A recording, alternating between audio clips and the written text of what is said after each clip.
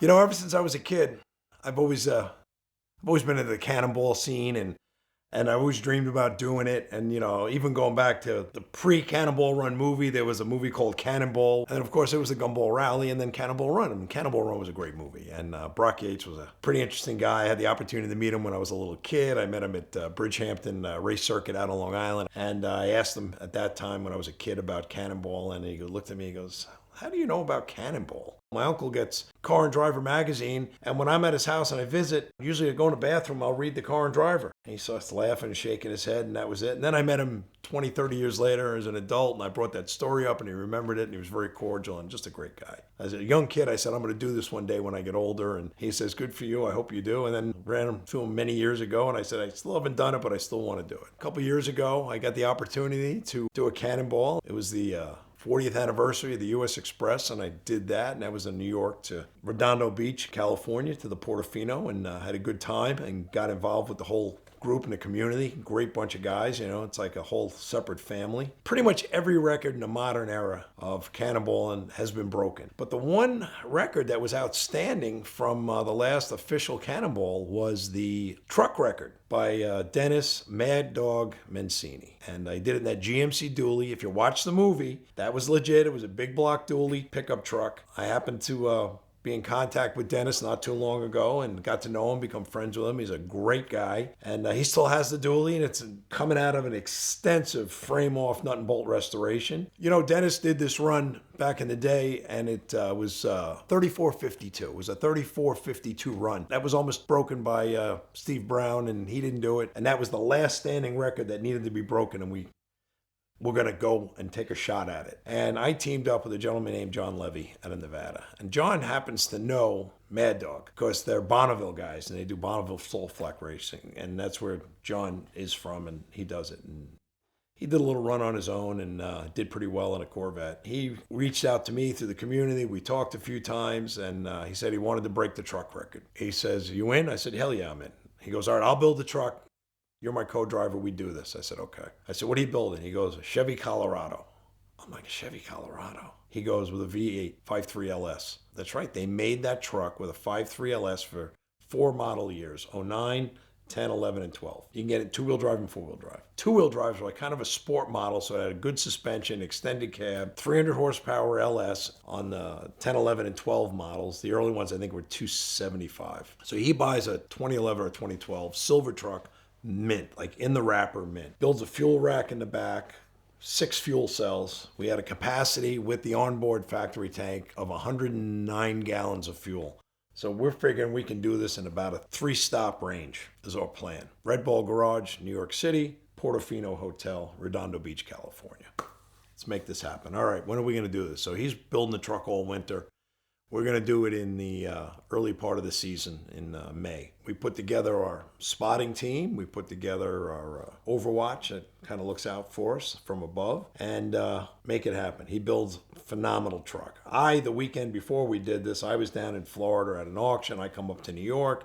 He drives out from Nevada with his wife, and they spend some time in New York. We link up. We get ready to plan and do our leave from the Red Ball Garage on a Friday night. 7 o'clock leave. I see the truck, I drive the truck, tight as a drum, dialed in, hooked up, ready to rock and roll. We have our team in place going across country for our spotters. We have guys that lead us out of New York City and watch for us, and we have gentlemen we pick up in Pennsylvania, then Ohio, and a couple guys out in the Midwest in Illinois, and a couple guys willing to take a hit for us if they had to. Buddy of mine, Nick, who sat in his chair and told some stories. Him and his dad are spotting for us in the Corvette, and we're coming down, and we're coming, and they're spotting, and they're in front of us, and we're looking on the app, and they're seeing us on the app, and they peel off, and they take a cop with them as they peel off, and we go by that exit at about $1.20. And they didn't take a hit, fortunately, but the cop went and followed them instead of staying on the road, and we got through. So that was at one stage. We get down into Texas, and we decide we're going to do a NASCAR pit stop fuel up. And who do I get in touch with prior to this? My buddy Tommy Thomas, and a fellow cannonballer. He shows up at this gas station with his truck, his trailer, 2 55-gallon drums worth of fuel. He's got his spotter car already there to spot for us after we fuel up. They're holding the gas pump closed, and we come rolling in literally like NASCAR. We stop, I jump out, I run in to go to the bathroom. John runs in to go to the bathroom, and Tommy and his son and another buddy, another fellow Cannonballer, Bo, and these guys, they're filling all the fuel tanks because we have these 6 fuel cells. John's filling the fuel on the truck from the main pump. And we were in and out of there in a couple of minutes. I mean, I don't think we were in and out of there more than 6-7 minutes. And we got 110 gallons of fuel, and we peel off. And Tommy takes off in his car to go spot for us and make sure everything's clear on the roads and there's no issues. We end up doing so well that we end up in front of him as the spotter.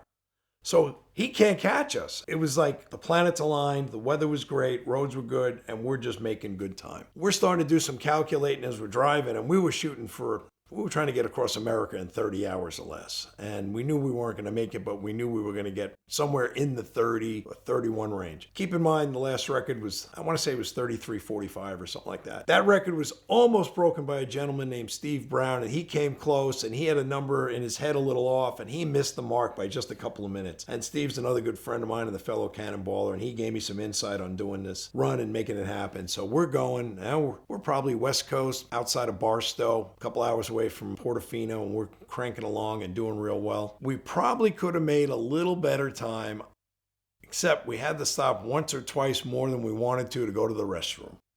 And I had a little thing going on with my insides, and I was getting over a little intestinal issue, and I stopped to go to the bathroom a little more than I wanted to. Probably cost us overall maybe 10 or 15 minutes on the whole run from coast to coast. As we're calculating, and John's like, I got it. We want to get under 31. We want to get into 30. We want to get into 30. And unfortunately, we didn't get into the 30-hour range, but we did get a 31-hour range, which, if you've ever done it, it's a lot of work, and you're hustling and your numbers and this and that. And at the end of the trip, it's exhausting when you get out of there after running 31 hours. And we went in and we did a 31-hour, 12-minute, broke the record. That was the last major record in the Cannonball legacy that stood the test of time for close to 50 years. And we finally got to break it. And all I remember is we came to a stop and pulled up, boom, punched the clock in, called in, took the pictures. We did the time. We were done.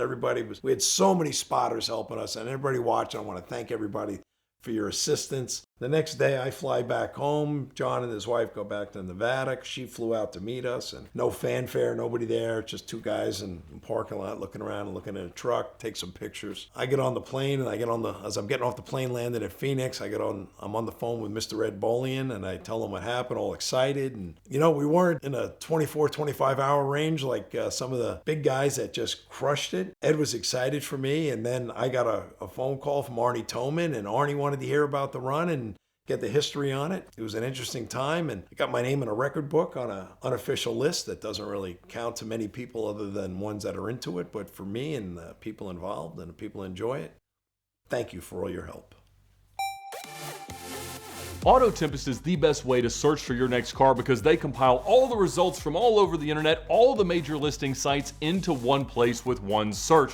We've always loved them for that, but it's getting even better because they're now beta testing their new simple search, and you can access that right now by using the link in the description below or the QR code on your screen. So gone are the days of endless drop-down menus of year, make, model, trim, all the things, unless you want to, because it is still there. But now you can just type in one simple search string and let Auto Tempest do the rest. We've always loved that Auto Tempest lets you get the results from everywhere without having to go to each site and search for the same thing over and over again, but now they're making it even easier with their simple search. So check them out now to thank them for their support of VINwiki and find your next car on Auto Tempest.